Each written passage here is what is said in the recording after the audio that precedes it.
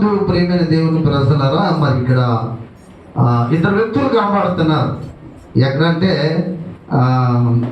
18, 19, 20 వచనాల్లో ఒక ఇద్దరు వ్యక్తులు కనబడుతున్నారు. ఒక ఆయన పేరు ఏం పేరు? యోహాను. ఒక ఆయన పేరు యేసుక్రీస్తు ప్రభు. దేవుని స్తోత్రం కలుగును గాక. హల్లెలూయా. ప్రభునందు ప్రియమైన దేవుని పిల్లరా, ఇక్కడ చాలా జాగ్రత్తగా చూడండి. సమాజం ఎటువంటిదో, లోకం ఎటువంటిదో, లోకంలో మనుషులు ఎటువంటి వారో, సమాజం ఎటువంటిదో ఒకసారి జాగ్రత్తగా గమనించండి. యోహాన్ అంట మనుషుల మధ్యన ఉండేవాడు కాదు, ఊర్లో ఉండేవాడు కాదు. ఆయన ఎక్కడుండేవాడు? అరణ్యంలో ఉండేవాడు, అడవుల్లో ఉండేవాడు. దేవుని స్తోత్రం కలుగును గాక. మరి ఆయనకి ఆహారం ఏంటి? మిడతలు. అనగా ఈరుతో మిడతలు కాదు, మిడతలంటే ఎగురుతూ మిడతలు అనుకుంటుంటారు, నాకు తెలియదు. కానీ ఆ మిడతలు అనేది అదొక ఆహారం అంట అడవిలో. తేనె అడవుల్లో తేనె బాగా. అప్పుడంటే మరి పరిస్థితి బట్టి తేనెలు పెద్దగా కనబడతలేదు, ఎక్కడో కనబడుతున్నాయి తేనెలు. నిజమండి, రోడ్డు పక్క అమ్మే తేనెలు మాత్రం తేనెలు కావవి, అంత మోసం. అమ్మా ఇక్కడికనేమో కొనిసి తేనె అనుకుని కొనిసిరారు. తర్వాత అది బెల్లం, ఆ బెల్లంలో కొన్ని క్రిమికులు కలిపి దాన్ని తయారు చేస్తారు. కనుక అది ఏంటవుతుందంటే తేనెలాగా వాసన వస్తుంది, తేనెలాగా అనిపిస్తుంది. అంతేగాని తేనె మాత్రం ఆ రోడ్డు అన్నింటిలో కూడా అది స్వచ్ఛమైన తేనె మాత్రం కాదు. చాలామందికి అలాగే పాపం అనిపిస్తున్నారు. కానీ అసలు స్వచ్ఛమైన తేనె ఏంటంటే అరకు, తర్వాత పాడేరు అటు సైడు నిజంగా త్వరలమ్ముతారు. అది కొన్ని వలసలు ఇస్తే తెస్తుంటారు మనుషులు, అది కూడా తేనె కాదు. క్యాంప్తో తెస్తుంటారు, అమ్ముతుంటారు, అవి కూడా తేనెలు కావు. అసలు అక్కడ ఆ కొండోరు వాళ్ళు అమ్ముతారు బ్రహ్మాండం తేనె, నెంబర్ 1 తేనె. ఒకవేళ మనకు అది దొరుకుతుంది కానీ అది బాగుంటుంది. అయితే ప్రభునందు ప్రియమైన దేవుని పిల్లలు అక్కడ తేనె తింటూ తర్వాత మిడతలు తినేవాడు. ఊళ్ళో మనుషులతో దానికి సంబంధం లేదు, ఒకటే సంబంధం. ఏంటంటే దేవుని యొక్క యేసు ప్రభు వారు రాబోతున్నాడు, మారు మనసు పొందండి, ఆయన రాబోతున్నాడు అని చెప్పి ఆయన గురించి ప్రకటించడం మాత్రమే తన డ్యూటీ, తన పని. దేవుని స్తోత్రం కలుగును గాక. గర్భంలోనే దేవుని ఆత్మచేత నింపబడినట్టు వాడు, గర్భంలోని పరిశుద్ధ ఆత్మచేత నింపబడినట్టు వాడు. ఆయన ఎవరి గురించి ప్రకటిస్తూ ఉన్నాడు? యేసు ప్రభు వారి గురించి ప్రకటిస్తూ ఉన్నాడు. యేసు ప్రభు వారికి యోహానికి కొంచెం సంబంధం ఉంది. దేవుని స్తోత్రం చెప్పండి. బంధానికి ఉంది, చుట్టానికి ఉంది. ఆలయం కొంచెం చుట్టాలు, కానీ ఆయనకి 3 నెలలు 4 నెలలు తేడా ఉంది పుట్టుకలో. ప్రభునందు ప్రియమైన దేవుని పిల్లలు, ఈ సమయంలో మరి యోహాను అయితే అరణ్యంలో ఉండేవాడు, అరణ్యంలో నివాసం చేసేవాడు, మనుషులతో సంబంధం ఉండేది కాదు. కానీ యేసు ప్రభు వారు ఆయన ఈ లోకానికి వచ్చాడు. దేనికి వచ్చాడంటే మనుషులు రక్షించడానికి వచ్చాడు. కనుక ఆయన మనుషుల మధ్యన ఆయన నివాసం చేస్తూ ఉండేవాడు, మనుషుల మధ్యలో సంచారం చేస్తూ ఉండేవాడు. మనుషుల మధ్యన ఆయన ఏం చేస్తూ ఉండేవాడు అంటే పరిచయం చేస్తూ ఉండేవాడు. దేవుడు స్తోత్రం చెప్పండి గట్టిగా. కనుక ప్రభునందు ప్రియమైన దేవుని పిల్లరా, యోహాను యేసు ప్రభు వారి గురించి తెలియపరచడానికి ముందుగా ఆయన ఒక మార్గముగా ఈ లోకానికి వచ్చాడు. యేసు ప్రభు వారు ఆయన లోకానికి వచ్చి ఆయన మన మధ్యన ఉంటూ అనేకమైన కార్యాలు, అనేకమైన అద్భుతాలు, అంటే లోకంలో ఏ మనుషులు కూడా అటువంటి అద్భుతాలు చేయలేని అనేకమైన అద్భుతాలు చేశాడు. తర్వాత మనతో కలిసి ఉన్నాడు, కలిసి భోజనం చేశాడు, కలిసి ఆయన సహవాసం చేశాడు. దేవుని స్తోత్రం కలుగును గాక. లోకం ఏమంటుంది? యోహాన్ని ఏమంటున్నారు? యోహాన్ని దెయ్యాలు పట్టినట్టు అంటున్నారు. యోహాన్ని ఏమంటున్నారండి? దెయ్యాలు పట్టినట్టు అంటున్నారు. యేసు ప్రభుని ఏమంటున్నారు? తిండిపోతూ అంటున్నారు. దేవుని స్తోత్రం చెప్పండి గట్టిగా. అంటే మనుషులు ఎంత జ్ఞానం లేనట్టు వారు, మనుషులు వారికి ఎంత మాట వస్తే అంత మాట అనడం తప్ప ఆ మనుషుల గురించి సంపూర్ణంగా తెలుసుకుని ఏమేమి మాట్లాడాలని చెప్పి ఆలోచన లేనట్టు వారు. ప్రభునందు ప్రియమైన దేవుని పిల్లలు, తింటే ఒక బాధ, తినకపోతే ఒక బాధ. ఒకరోజు ఇలాగేనంటాం, ఒక ఊర్లో పుట్టినరోజు జరిగిందంట. పాస్ గారిని ఏమో పుట్టినరోజుకి పిలిచారంట. పిలిస్తే అప్పుడు పాస్ గారు వచ్చి వాక్యం చెప్పిన తర్వాత మరి ఏదో పెడతారుగా కొంచెం భోజనం చేసి ఆయన బయలుదేరి వెళ్ళిపోతే వాళ్ళిద్దరు భార్య భర్తలు అనుకుంటున్నారట. ఏమనంటే మాస్టర్ గారు పందిలాగా తినేస్తున్నారు అన్నారట. మాస్టర్ గారు ఎలా తింటారట? పందిలాగా తినేస్తున్నారని అంటున్నాడు. ఆ మాట పుట్టినరోజు చేసుకుని కుర్రోడు విన్నాడట. ఆడేం చేశాడు? మరుసనాడు పాస్టర్ గారు దారిపోతూ ఉంటే పాస్టర్ గారు ప్రెసిడెంట్ అండి అన్నాడు. ఆ ప్రెసిడెంట్ బాగున్నావా అన్నాడు. బాగానే ఉన్నానండి. అయ్యారు మీరు భోజనం చేసి వెళ్ళిపోయిన తర్వాత మా అమ్మ మా నాన్న ఏమన్నారు తెలుసా? ఏమన్నారంటే పాస్టర్ గారు పంటలో తినేస్తాను అంటున్నారు. దేవుడి స్తోత్రం చెప్పండి. అదే మనుషులు ఎటువంటి వారో, వారి ఆలోచనలు ఎటువంటివో, వారి తలంపులు ఎటువంటివో మనకు తెలియదు. కానీ ఎంత మాట పెడితే అంత మాట నీటివే, ఎంత మాట పెడితే అంత మాట కుషిడమే. కానీ ప్రభునందు ప్రియమైన దేవుడు, ఆ మనిషి ఏంటో, ఆ మనిషికి విలువ ఏంటో, ఆ మనిషి యొక్క పరిస్థితి ఏంటో, ఆయనలో గొప్పతనం ఏంటో, ఆయనలో ఉన్న ఔన్నత్యం ఏంటో, ఆయనలో ఆ యొక్క గొప్ప ప్రభావం ఏంటో అనేది మనుషులకి తెలియటం లేదు. ప్రభునందు ప్రియమైన దేవుని ప్రజలారా చాలా జాగ్రత్తగా గమనించండి. యేసు ప్రభు వారి లోకానికి భోజనం చేయడానికి రాలేదు, కానీ తండ్రి చిత్తాన్ని నెరవేర్చడానికి వచ్చాడు. దేవుని స్తోత్రం కలుగును గాక. మనతో ఉన్నాడు కనుక, మనలో ఉన్నాడు కనుక ఖచ్చితంగా ఏం చేయాలంటే మనతో అట్టగా ఉండి భోజనం చేయాలి, మనతో అట్టగా ఉండి నీళ్ళు తాగాలి, మనతో అట్టగా ఉండి అనేక విధాలుగా మనతో ఉండాలి, మనతో కలిసి ఉండాలి. కనుక మనల్ని రక్షించాలంటే కలిసి ఉండాలి. దేవుని స్తోత్రం కలుగును గాక. కనుక ప్రభునందు ప్రియమైన దేవుని ప్రజలారా, ఆ వ్యక్తిని ఏమంటారంటే ఆ తిండిపోతూ అంటూ ఉన్నారు. ప్రియమైన దేవుని పిల్లరా, అసలు ఆయన తిండి ఏంటి తెలుసా? నిజంగా ఆయన తిండి ఏంటంటే సువార్త ప్రకటించడం, అనేక మందిని దేవుని రాజ్యానికి నడిపించడమే. దేవుని స్తోత్రం కలుగును గాక. ఆయన ఒక మాట చెప్తాడు. ఏంటో మాట అంటే, ఆ యేసు ప్రభు వారిని వారి తల్లిదండ్రులు కూడా ధిక్కరించారు, అన్నదమ్ములు ధిక్కరించారు. ఒక దినాన్ని యేసు ప్రభు వారు ఒక దగ్గర ఉన్నప్పుడు, వాళ్ళు అక్కడికి వచ్చినప్పుడు వాళ్ళు అంటున్నారు, మరి యేసు బోధకుడా నీ తాలూకా తల్లిదండ్రులు వచ్చారు అంటే, అప్పుడు ఆయన అంటాడు, ఎవరు నా తల్లిదండ్రులు, ఎవరు నా సహోదరులు, నా తండ్రి చిత్తాన్ని జరిగించువారే. దేవుడు స్తోత్రం చెప్పండి గట్టిగా. తన తండ్రి చిత్తాన్ని జరిగించినట్టు వారు నాకు సహోదరులు అని చెప్పి అంటున్నా. ఒక దగ్గర యేసు ప్రభు వారి శిష్యులు ఉన్నారు. యేసు ప్రభు వారి శిష్యులు ఉంటే యేసు ప్రభు వారు చెప్తారు, ఏమో చెప్తారు, వీళ్ళందరికీ ఆహారం తీసుకురండి అని చెప్పినప్పుడు వారు కిందకి వెళ్ళినప్పుడు వారు ఆహారం తీసుకొచ్చిన తర్వాత యేసు ప్రభు వారిని అడుగుతారు, మీరు తిన్నారని. నేను తిన్నానని చెప్పాడు. దేవుని స్తోత్రం చెప్పండి గట్టిగా. అప్పుడు వీళ్ళేమనుకుంటున్నారు? శిష్యులు మనల్ని ఆయన పంపించి ఈయన భోజనం చేసేదనేసి అనుకుంటున్నారు. కానీ ఆయన ఏం తిన్నాడు అంటే, అక్కడ బాగా మనం గమనించి తండ్రి పని చేయటమే ఆయనకి భోజనము. దేవుని స్తోత్రం కలుగును గాక. తండ్రి పని చేయటమే భోజనం, తండ్రి పని చేయటమే తనకి దాహము. కనుక ప్రభునందు ప్రియమైన దేవుని ప్రజలారా చాలా జాగ్రత్తగా గమనించండి. ఈ సమయంలో దేవుని వాక్యాన్ని మనం జాగ్రత్తగా చూసినట్లయితే, యేసు ప్రభు వారు నీలాగా నాలాగా తిండిపోతు కాదు, యేసు ప్రభు వారు నీలాగా నాలాగా నిద్రపోతు కాదు, యేసు ప్రభు నీలాగా నాలాగా స్వాపరి కాదు, నీలాగా నాలాగా తిరుగుబోతు కాదు, నీలాగా నాలాగా ఆ యొక్క టీవీలో సెలవులో లేకపోతే వాటి అదే ఎక్కువ ఇంట్రెస్ట్ కలిగి ఉన్నట్టు కాదు. ఆయన పని ఏంటంటే పగలంతా సువార్త చేయడం, రాత్రంతా ఆ యొక్క సువార్త ప్రకటించిన వారి కొరకు ప్రార్థన చేయటం. దేవుని స్తోత్రం కలుగును గాక. మనలాంటి వాడు అనుకుంటాం మనం. ఆయన నీలాంటి వాడు, నాలాంటి వాడు కాదు. ఆయన ప్రత్యేకమైనటువంటి వాడు. ఆయన నీ కొరకు నా కొరకు ఈ లోకానికి వచ్చినట్టు గొప్ప పరిశుద్ధుడు. ఆయన సంపూర్ణంగా మానవుడు, సంపూర్ణంగా దేవుడై ఉన్నాడని ప్రభు నామములో మనం చూస్తున్నాం. కనుక ప్రభునందు ప్రియమైన దేవుని పిల్లరా, ఈ సమయంలో లేఖనాలు మనం జాగ్రత్తగా చూస్తే ఏమంటున్నారంటే, ఈయన తిండిపోతూ అంటున్నారు. ఆయన తిండిపోతూ కాదు, ఆత్మను సంపాదించాలని భారం కలిగిన వాడు.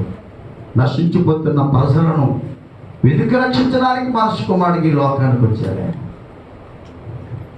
ఆయన తినడానికి రాలేదు, నిద్రపోవడానికి రాలేదు, సుఖించడానికి రాలేదు. ఆయన అంటూ ఉన్నాడు. ఒక యవనస్తుడు వచ్చి యేసు ప్రభుతో అంటున్నాడు, అయ్యా నేను నిత్య జీవానికి వారసుని అవ్వడానికి నేనేం చేయాలంటాడు. అన్నప్పుడు యేసు ప్రభు వారు చెప్తాడు. ఏమని చెప్తాడంటే, యేసు ప్రభు వారు ధర్మశాస్త్రాల గురించి తెలియపరుస్తాడు. చిన్నప్పటి నుంచి నేను ఆచరిస్తున్నాను అన్నాడు. అప్పుడేమన్నాడు, నీ కోటి కొదువుగా ఉంది అన్నాడు. ఏంట కొదువు అంటే, నీ ఆస్తిని అమ్మి పేదలకు పంచిపెట్టమన్నాడు. దేవుడు స్తోత్రం గురుడు. ప్రభుత్వం ప్రేమ దేవుళ్ళ వెంటనే ఆయన నశించుకుని వెళ్ళిపోయాడు. ఆయన మొహమాటం లేనింటి వాడు. ఆయన ఎవరికి ఏ విధంగా బోధించాలో ఆ విధంగా బోధించగలిగిన సామర్థ్యత కలిగినటువంటి వాడు. మహా తెలివైనవాడు, మహామేధావి. కనుక ప్రభునందు ప్రేమైన దేవుని ప్రజలారా, దేవుని బిడ్డలారా, ఈ సమయంలో దేవుని యొక్క లేఖనాలు మనం జాగ్రత్తగా చూస్తూ ఉంటే ఆయన ఏమాత్రం కూడా ఆ త్రాగుబోతు కాడు. దేవుని స్తోత్రం కలుగును గాక. అక్కడ ఏమంటారంటే, యోహాను గురించి ఏమంటారంటే దెయ్యాలు పట్టినట్టు వాడు అంటున్నారు. ఈయన గురించి ఏమంటారంటే త్రాగుబోతు, తిండిపోతూ అంటూ ఉన్నారు. ప్రభునందు ప్రేమ దేవునిలా త్రాగినట్టుడు కాదు, తిండిపోతూ కూడా కాదు. చూద్దాం, బైబిల్ గ్రంథంలో మంచి మాటలు రాయబడి ఉన్నాయి. చూద్దాం ఒకసారి, చూడండి ఒకసారి. ప్రభునందు ప్రేమ ఎన్నింటి ఎవరంటే సొంకరులతోనూ పాపులతోనూ ఈయన సహవాసం చేస్తున్నాడు అంటున్నారు.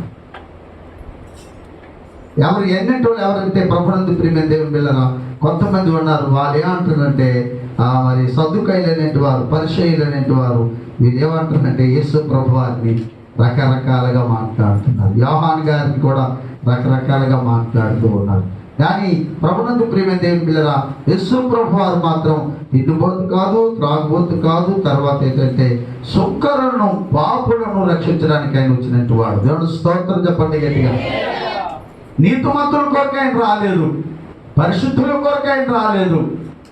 ఆయన సుంకరుల కొరకు, పాపుల కొరకు ఆయన ఈ లోకానికి వచ్చాడు. కనుక ఆయన ఏ పని మీద అయితే వచ్చాడో ఆ పని నెరవేరుస్తూ, ఆ పని చేస్తూ, తండ్రి చిత్తాన్ని జరిగిస్తూ, తండ్రి చిత్తానుసారంగా నడుచుకుంటూ ముందుకు పోతూ ఉన్నాడు. ఈ సమయంలో చూద్దాం ఒకసారి యేసు ప్రభు వారి గురించి ఏమంటున్నారో చూద్దాం. ఒక మాట చూద్దాం. అక్కడ మనుష్య కుమారుడు తినిసును త్రాగుసును వచ్చును గనక ఇదిగో వీడు తిండిపోతూ మద్యపానీయు, సుంకరులకును పాపులకును స్నేహితుడని మీరు అనుచున్నారు. దేవుని స్తోత్రం చెప్పండి గట్టిగా. ఒక్క మాట చూద్దాం బైబిల్ గ్రంథంలో 9వ అధ్యాయం 10వ వచనం చూడండి. ఇందులో 9వ అధ్యాయం 10వ వచనం చూడండి ఒకసారి. మత్తయి సువార్త. ఇంటిలో భోజనమునకు కూర్చుండగా ఇదిగో సుంకరులను, పాపులను అనేకులు వచ్చి ఆయన యొద్దను. దేవుని స్తోత్రం చెప్పండి గట్టిగా. ఇక్కడ మనం జాగ్రత్తగా చూస్తే 9వ అధ్యాయం 10వ వచనం చూసినట్లయితే ఇక్కడ ఇంటిలో భోజనముకు యేసు కూర్చుండగా సుంకరులను, పాపులను అనేకులు వచ్చి ఆయన యొద్దను, ఆయన శిశువుల యొద్దను కూర్చుంటది. దేవుని స్తోత్రం చెప్పండి గట్టిగా. ఎవరు కూర్చున్నారు? సుంకరులు, పాపులు కూర్చున్నారట. ప్రభునందు ప్రేమ దేవుని పిల్లరా, ఆయన చెప్పాడు. ఏమని చెప్పండి? నేను సుంకరులను, నేను పాపులను రక్షించడానికి వచ్చాను అన్నాడు. నశించిన దాన్ని వెతుకు రక్షించడానికి వచ్చాను అన్నాడు ఆయన. కనుక ఆయన పని ఏంటంటే వాళ్ళు రక్షించడం ఆయన పని. వారు రక్షింపబడిన తర్వాత ఆయనతో ఉండటమే వారి యొక్క గమ్యము. దేవుని స్తోత్రం కలుగును గాక. అయితే ఇక్కడ ఒక ఆయన భోజనం పిలిస్తే ఆ పక్కన వచ్చి వాళ్ళు కూర్చున్నారు. కూర్చుంటప్పుడు ఏం జరిగింది చూద్దాం ఒకసారి. చూడండి. నీ బోధకుడు సుంకరులతోనూ పాపులతోనూ కలిసి ఎందుకు భోజనం చేస్తున్నాడు అని శిష్యులు అడిగేది. చదువు. ఆయన ఆ మాట విని రోగులకే కానీ ఆరోగ్యము గలవారికి ఆరోగ్యము గలవారికి వైద్యుడు అక్కర్లేదు. దేవుని స్తోత్రం చెప్పండి గట్టిగా. ప్రభునందు ప్రేమ దేవుళ్ళరా, యేసు ప్రభు శిష్యులు అడుగుతూ ఉన్నా, ఏంటయ్యా మీ యొక్క గురువు గారు లేక మీ బోధకుడు పాపులను అలాగే సుంకరులను పక్కన కూర్చోబెట్టుకుంటూ ఉన్నాడు, వాళ్ళతో కలిసి స్నేహం చేస్తూ ఉన్నాడు, కలిసి భోజనం చేస్తూ ఉన్నాడు. అని చెప్పి అడుగుతూ ఉన్నారు. అడిగితే యేసు ప్రభు వారు ఏం చెప్తున్నాడంటే, ఆయన ఏం చెప్పాడంటే మంచి మాట చెప్తూ ఉన్నాడు అక్కడ. మరి యేసు ప్రభు శిష్యులు దానికి సమాధానం ఏం చెప్పారనేది నాకు తెలియదు, కానీ అక్కడ అంటున్నాడు, ఆయన ఏమంటున్నాడంటే, రోగులకే కానీ ఆరోగ్యం గల వారికి వైద్యుడు అక్కర్లేదు. అమ్మా, రోగులకే కానీ ఆరోగ్యంగా ఉన్నట్టు వారికి డాక్టర్ అవసరం లేదు. ఆయన అక్కడ ఒక రోగిని లేక ఒక పాపిని లేక ఒక సుంకరిని ఆయన రక్షించడానికి వచ్చినట్టుగా ఇక్కడ మనం చూస్తూ ఉన్నాం. దేవుడు స్తోత్రం కలుగును గాక. ఆయన పక్కన కూర్చోబెట్టుకున్నా. ఒకప్పుడు వెనకబడినట్టు వారు, నిమ్మల జాతి కలిగినట్టు వారు లేక ఎస్సీ వారు కొన్ని దేవాలయాల్లో అడుగు పెట్టడానికి వీలు లేదు. ఒకప్పుడు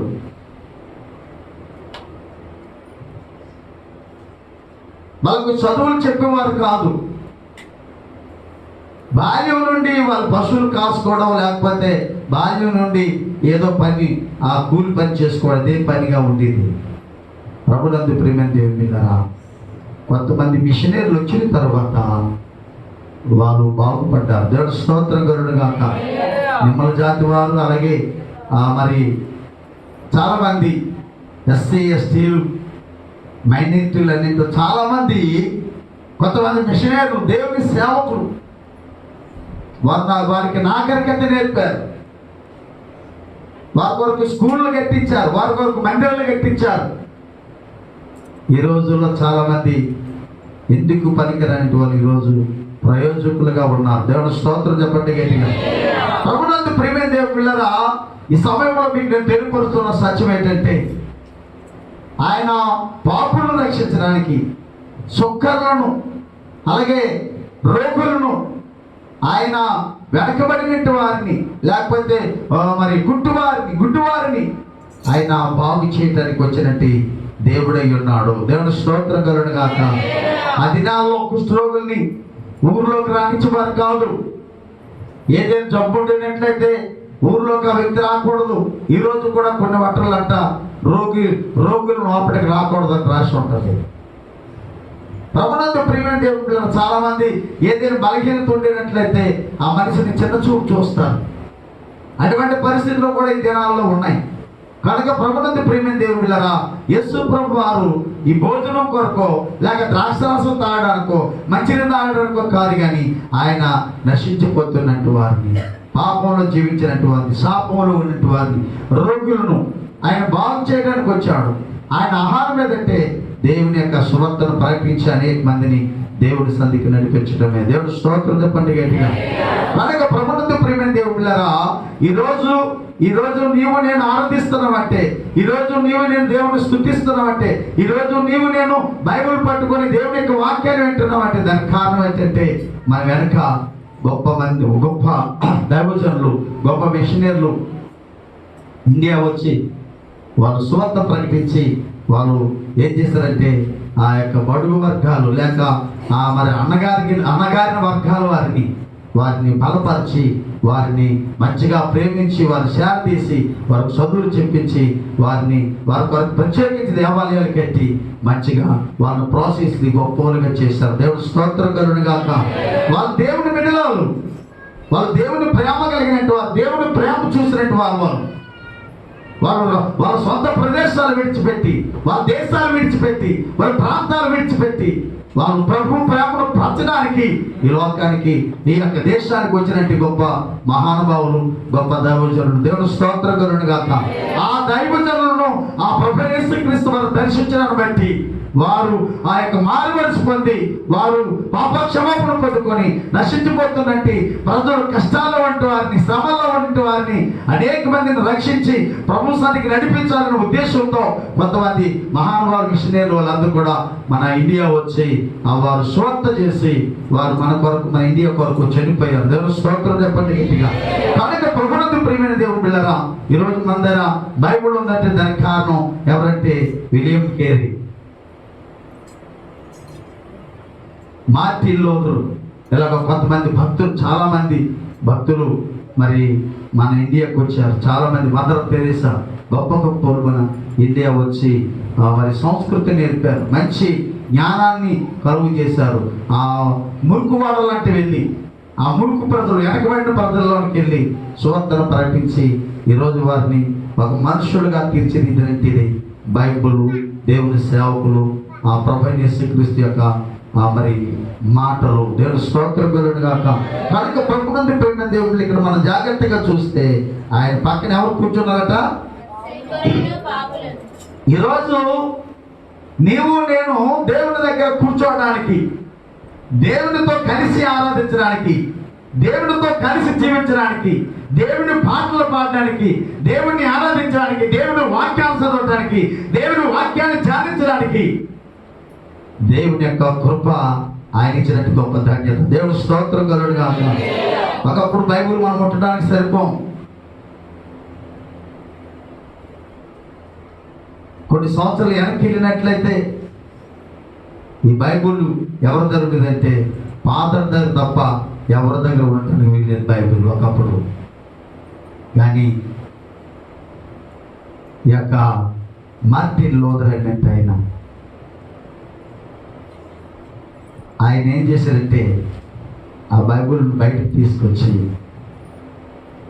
బైబిల్లో ఉన్నట్టు ఆర్ష బైబిల్లో ఉన్న కొన్ని సిద్ధాంతాలు, కొన్ని పద్ధతులు తప్పు చూపించి తర్వాత బైబిల్ బయటకు తీసుకొచ్చి ఆ బైబిల్ ఏమైందంటే ప్రపంచానికి అందింపజేయడానికి దేవుడు కృప చూపించాడు. దేవుడు స్తోత్రం కలుగును గాక. అందుకే ఈరోజు నీ చేతులు నా చేతులు బైబిల్ ఉంటాయి. దీనికి కారణం ఎవరంటే ప్రభువైన యేసుక్రీస్తు వారి ఈ లోకానికి రావటాన్ని బట్టి. దేవుడు స్తోత్రం చెప్పండి. ఆయన ప్రేమను ప్రకటించడాన్ని బట్టి, ఆయన శుక్రుల దగ్గరికి పాపుల దగ్గరికి వెళ్ళి వాళ్ళని రక్షించడాన్ని బట్టి వాళ్ళు వచ్చి వాళ్ళు రక్షణ పొందుకొని మన దగ్గరికి వచ్చి మనకి సువార్తను ప్రకటించారు. ఈరోజు మనము బైబిల్ పట్టుకుంటున్నాం. మనం ఏం చేయాలి? మనము కూడా కొంతమంది దగ్గరికి వెళ్ళి సువార్తను ప్రకటించి మనం కూడా దేవుని గురించి దేవుని ప్రేమను ప్రకటించాలి. దేవుడు స్తోత్రం కలుగును గాక. కనుక ప్రభునందు ప్రియమైన దేవుని బిడ్డలారా, యేసు ప్రభువు తిరుగుబాటు కాదు. ఆయన నశించిపోతున్న ఆత్మలను రక్షించే వ్యక్తి, ఆత్మల కొరకు ప్రాణం పెట్టినట్టు వాడు, ఆత్మల కొరకు రక్తం కాచినట్టు వాడు, ఆత్మల కొరకు రాత్రనక పగలనక శ్రమ పడినట్టు వాడు. ఆయన సమాజం అయితే తిండిపోతున్నారు, సమాజం అయితే త్రాగుపోతున్నారు, సమాజం అయితే రకరకాలని మాట్లాడారు, కానీ ఆ మాటల్లో ఏమాత్రం కూడా సత్యం అనేది లేదు. దేవుని స్తోత్రం చెప్పండి గట్టిగా. దేవుని స్తోత్రం చెప్పండి గట్టిగా. కనుక ప్రభునందు ప్రియమైన దేవుని బిడ్డ, ఈరోజు నీవు నేను ఇక్కడ ఉన్నామంటే ఆ ప్రభువైన యేసుక్రీస్తు వారు మన కొరకు ఈ లోకానికి రావటం బట్టి. కనుక ప్రియ దేవుని బిడ్డ, తల్లి, తమ్ముడు, చెల్లి, ఈ సమయంలో చాలా జాగ్రత్తగా గమనించామా.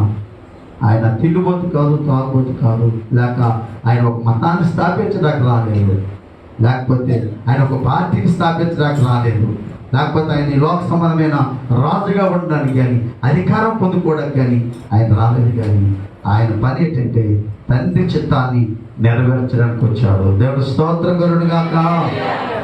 కనుక ప్రియమైన దేవుని బిడ్డ, తండ్రి చిత్తం ఏంటంటే నశించిపోతున్నట్టు వారిని మీదకి రక్షించడం. తండ్రి చిత్తం ఏంటంటే పాపుల్లో రక్షించడమే. తండ్రి చిత్తం ఏంటంటే సుఖంలో రక్షించడమే.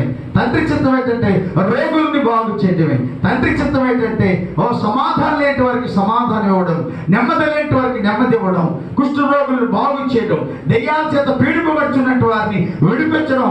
అది దేవుని యొక్క చిత్తమే ఉన్నది. వారి రక్షణ పొందుకోవడమే దేవుని యొక్క చిత్తమే ఉంది. వారి రక్షణ పొందుకోవడమే దేవుని యొక్క ఆహారమే ఉంది, దేవుని యొక్క పానీయమే ఉందని ప్రభు నామంలో మనం చూస్తూ ఉన్నాం. కనుక ప్రభుని ప్రేమ దేవుని బిడ్డలారా, ఆయన తిండిబోతు మాత్రం కాదు. దేవుని సేవకులు ఎవరు కూడా తిండిబోతులు కాదు. దేవుడి స్తోత్రం చెప్పండి గట్టిగా. దేవుడి స్తోత్రం చెప్పండి గట్టిగా. ఈ రోజు అంటే ప్రేమతో చాలా మంది పిలిచి ఏదో వారు పునాట్లో పెడుతున్నారు. కానీ ఒక 34 సంవత్సరాల కిందకి వెళ్ళినట్లయితే సేవకులు కష్టపడి పరిచయం చేసినట్టు రోజులు ఉన్నాయి. తిండి లేక, వస్త్రాలు లేక, నీరు లేక, ఏమంటే ఇల్లు లేక ఎన్నో శ్రమలు అనుభవించి సువార్త ప్రకటించి దేవుని యొక్క కార్యాలు జరిగించిన సేవకులు ఉన్నారు చాలా మంది. ఈరోజు దేవుడు వారికి సమృద్ధిగా ఆహరిస్తే ఇవ్వచ్చు, కాదంటం లేదు. కనుక ప్రభునందు ప్రియమైన దేవుడు దేవుని బిడ్డలారా, ఈ సమయంలో మన వెనకాతలు మనం ఈరోజు ఇక్కడ సువార్త వింటూ ఉన్నామంటే మన వెనకాతలు కొంతమంది మహానుభావులు ఉన్నారు, కష్టపడిన వాళ్ళు ఉన్నారు, శ్రమ పడిన వాళ్ళు ఉన్నారు, మన కొరకు దెబ్బలు తిన్నట్టు కూడా ఉన్నారు. వారు ఆ విధంగా దెబ్బలు తిని శ్రమ పడి మనకు సువార్త ప్రకటించడాన్ని బట్టి ఈరోజు నేను ఇక్కడ ఉన్నాను, మీరు అక్కడ ఉన్నారు. దేవుడు స్తోత్రం కలుగుగాక. కనుక ప్రభునందు ప్రేమ దేవుని పిల్లలు, ఎవరిని మనం నిర్లక్ష్యం చేయకూడదు, ఎవరిని చిన్న చూపు చూడకూడదు, ఏ సేవకుడు కూడా మనం చిన్న చూపు చూడకూడదు, ఏ సేవకుడు కూడా మనం తక్కువ అంచనా వేయకూడదు. కనుక ప్రభునందు ప్రేమ దేవుని పిల్లలు, ప్రతి ఒక్కరు కూడా దేవుడు కొరకు ఏదో ఒక తరగతితో వాడబడినట్టు వారే. కనుక ఈ సమయంలో జాగ్రత్తగా మనం చూసినట్లయితే యేసు ప్రభువారు మాత్రం ఏమాత్రం కూడా అయినా తిండిపోతా కాదు.